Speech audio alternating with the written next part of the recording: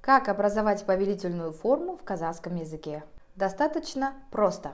Для этого мы берем глагол, убираем в конце суффикс «у», оставляем корень глагола без суффикса «у». Например, возьмем глагол «бару» – «идти». Убираем «у», у нас остается «бар».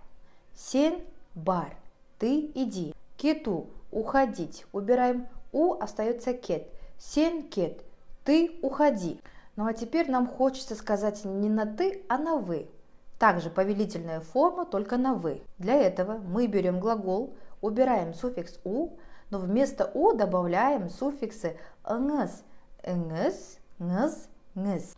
Например, глагол «бару», убираем «у», «бар» и добавляем суффикс «ңыз», «барыңыз».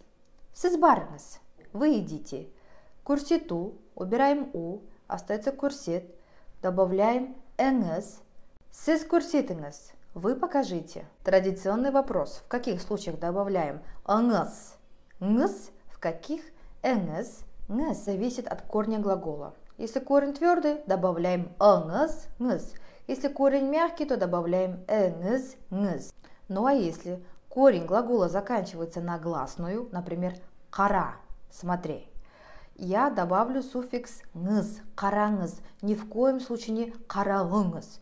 То есть в казахском языке два гласных несовместимы. Как сказать слово «пожалуйста» по-казахски? В казахском языке нет отдельного слова «пожалуйста». Да, есть варианты «өтінемін», «өтініш», но это не то, это больше «умоляю», «прошу». А вот что-нибудь «сделай, пожалуйста», вот такую форму образуем с помощью глагол плюс суффиксы «ш», «ш». Есікті ашыңызшы, откройте дверь, пожалуйста. Терезені жабыңызшы, закройте окно, пожалуйста.